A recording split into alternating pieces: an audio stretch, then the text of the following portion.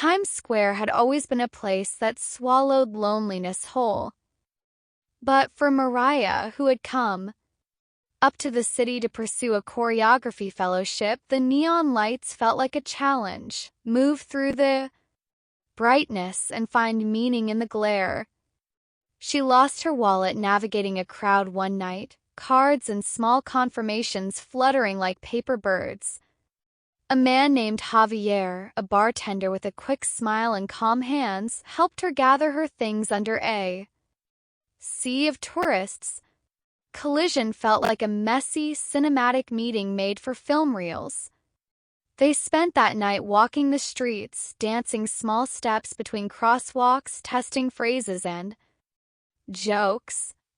Javier introduced her to a rooftop where dancers met for midnight practice, a hidden community that lived between the scaffolding and the skyline. She found a place where movement mattered, where strangers became an audience that saved anyone from feeling unseen. Mariah's career took off. Choreography offers arrived, demands of tours and rehearsals that stretched her thin. Javier juggled double shifts to support a small business he dreamed of, a community bar that would host open mic nights and movement salons. Days bled into months. The couple lived in a pulsating hurry. Then a misunderstanding because of a misread text and a night mist grew into a distance neither could mend with rushed apologies.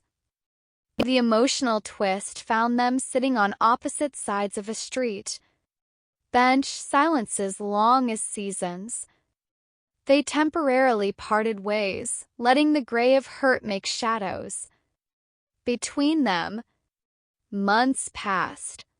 Mariah performed on a stage meant to make people forget time.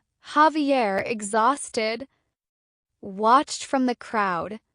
After the show, he found her in the dressing room, words tumbling out like performers backstage. Regret, the memory of small mercies, and the way they'd been both too proud to ask for help.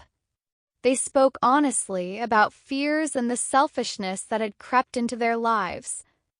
That night, they danced again in the empty theater, practicing the lift that had once failed. The lift worked. They held each other in a silence that sealed more than choreography could. In the end, they opened a small studio together, a place where movement met music and where the community Javier had dreamed of found a home. Their love, tempered by the glare of the city, became a quiet light in the neon bustle.